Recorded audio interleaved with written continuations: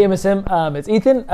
Really excited to jump into God's Word with you tonight or this morning or whenever you're watching this. I don't know. But I'm really excited about the passage that we have. I think we're going to hear some really cool things. But before we jump into that, I was on a plane. I don't know if it was going to Maine or back from Maine. My brother and sister-in-law are there, and so we got to visit them kind of like towards in the Christmas season. And you're on the plane and you're kind of like, we had the TVs and stuff like that. And like there wasn't really any movies that were like piquing my interest. And so I went to like the TV shows and I was just kind of scrolling through and I found something that I thought was really interesting.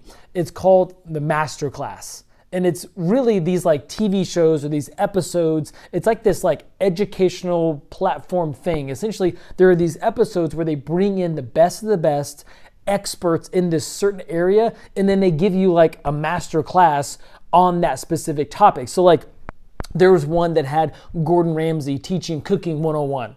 Or it had Bill Nye, the science guy, right, teaching science and problem solving. Or, it had Christina Aguilera, like teaching. It has had all these different things. And obviously, classic Ethan nerd as I was watching Survival Skills by Bear Grylls. And so anyways, it was just really interesting. And the reason why I bring that up is because as we jump into our text, we're going to actually get a masterclass when it comes to evangelizing.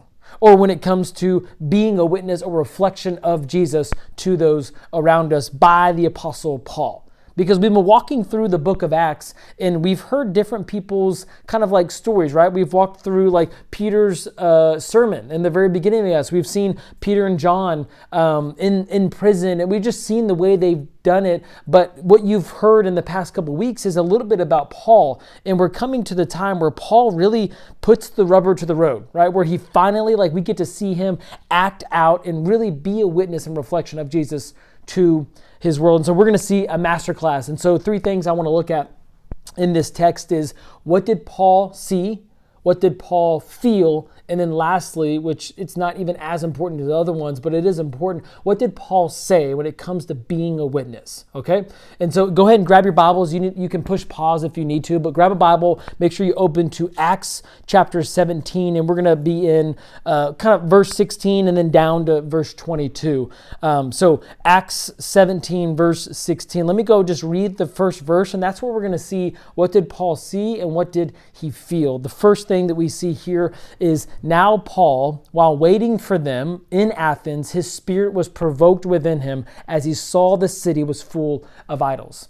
So the first thing that we see is what Paul saw, right? He saw the city was full of idols. I don't know if you've ever walked into like a sports store, I don't know if you've ever like wanted a jersey or wanted a poster or something like that and gone into it. I'm at Common Grounds right now, and there's this like university store that has a bunch of TCU stuff. And if you've ever gone into one of those stores, it's like, wall to wall of just different, basically different teams and different things you can wear or, sport and all those kinds of things. And this is what I imagine Paul saw when he's standing there in Athens.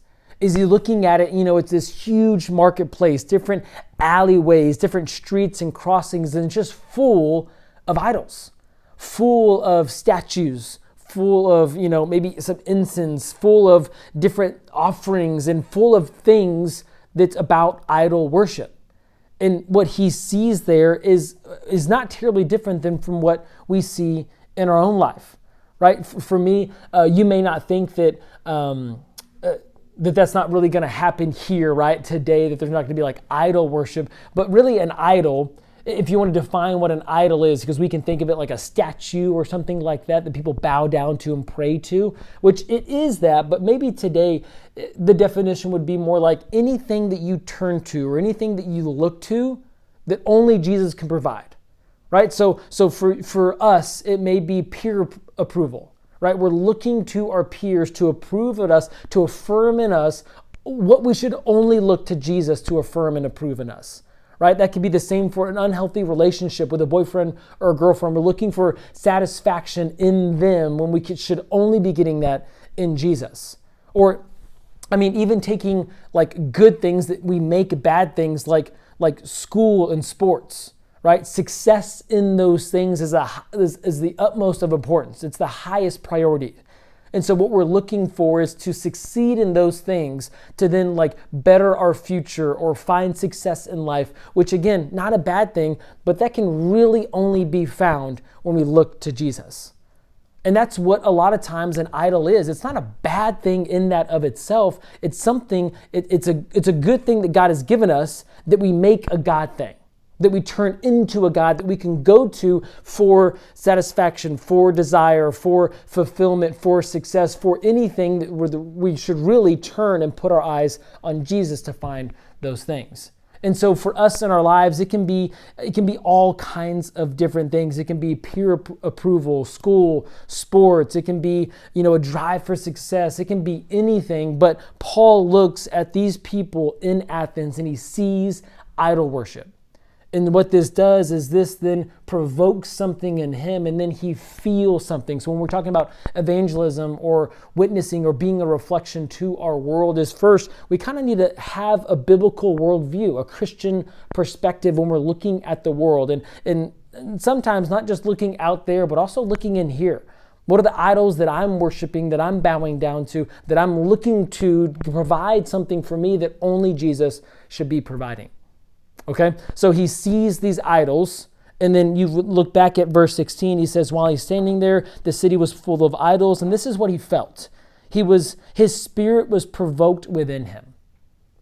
That's not really this idea of like anger or frustration, but more so that's about almost like his heart hurt. His heart hurt. This almost recalls back to the Old Testament when the Lord was provoked to anger. It's when his people would continually turning to something else versus turning to him, what only he could provide for them. And so he would be provoked to anger. And this isn't like just a frustration or like a point your finger, but it's more of like an anger of love, right? Because what Paul sees these people doing is turning to something that he knows is not going to fulfill what they need, right? They're turning to something that's not going to be able to give them what they need. And he feels in them like they need Jesus. And so when we talk about witnessing and reflecting Jesus to our world, we need to make sure that we're seeing rightly through a Christian biblical perspective, but then also that our motive is not to tell them that they're wrong, but our motive is out of love, is that we both provide truth and grace. Timothy Keller says this. He says, if your life doesn't reflect both sweetness and thunder, you will either be a coward because you're too sweet, or you'll be obnoxious because you have too much thunder when it comes to sharing your faith. And so let's make sure that when we talk about witnessing and being reflection to our world, that we're going to follow what Paul says in Ephesians, that we will have both truth, but grace in that truth, that we'll have gentleness with that. So he sees these idols, his spirit is provoked, his heart hurts, and then that leads him to say something. So if you want to go ahead and look at verses 22, this is what Paul says. He's standing there in the midst of the Areopagus, and he says, men of Athens, I perceive that in every way you are religious. For as I passed along and observed the objects of your worship, I found also an altar with this inscription, to the unknown God. What therefore you worship as unknown, this I proclaim to you, the God who made the world and everything in it, being Lord of heaven and earth, does not live in temples made by man, nor is he even served by human hands as though he needs anything, since he himself gives to all mankind life and breath and everything.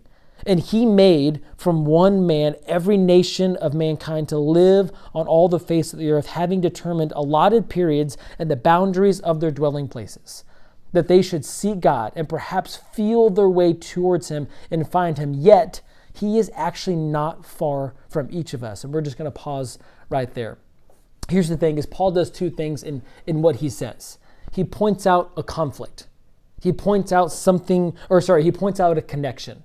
He points out something that he sees, right? As he was walking through the alleyways that were full of idols, he finds this idol, and the inscription is like, in case we missed one, to the unknown God that we just don't know about. And Paul makes a connection in his mind, and he says, you know what? I'm going to make that, as I'm witnessing, I'm going to make a cultural connection on that point. And so as he's speaking to these people in this like rhetorical place, right? This place where people would come out and speak and debate different ideas. He's like, hey, I saw this idol, and actually there is an unknown God, but he actually has made himself known to us. And then that's where he points out some conflict. He says, you may think that he's unknown, but actually there is a known God, and he's not made by man. He's not even to be served, right, and helped by human hands. He is the maker himself. And so when we're talking about culture, when we're expressing ideas, when we're discussing ideas and being a witness and reflection to those around us, make a connection. And then not make conflict, but realize that our connection with that culture is at some point we need to make the Christ connection, which in a lot of ways can be the conflict of like we are sinners, right? Is that you think there's an unknown God, but actually he is the known God. He made himself known to us. And so what I want to do is leaving from here is I want to give you just a few tools to kind of maybe talk about in small groups or something, just some kind of action points. And this is what I mean is I use the rule of 3 whenever I'm thinking about being a witness or reflecting Jesus to my world. The rule of 3 is about when someone asks you like, well, what do you believe? I mean, that honestly is kind of a hard question because there's so many different things. You could say Jesus, you could say, God, the Bible, all those kinds of things. But here's really the 3 most important things that you can talk about when someone asks you, maybe, what do you believe? And it really is about Jesus. It's that he lived a life free from sin, that he died a death that for the penalty of sin, and then he came back to life, right, freeing us from the punishment of sin, which is death. So really, it's just that Jesus lived, Jesus died, and Jesus came back to life. We can kind of hang our hat on those things as what we believe. And hopefully those are just helpful 3 things for you to talk to about friends that are maybe asking you about your faith. Now, if someone asks you about your story, again, you may have a lot of different things that you can say, or you're like, I don't even know where to start. Again, rule of 3 is what were you like before Jesus? How did you meet Jesus? And what are you like now? I mean, to me, it's really simple. Maybe you can say like, before I met Jesus, I was lost and selfish. When I met Jesus, I realized that he found me, right? And he was the servant, right? He didn't come to be served, but he came to serve. And I realized that as he served by serving my punishment on the cross and dying a death that I deserved. And then the last is like, now I live for him. I'm trying to like decrease myself and increase him in my life.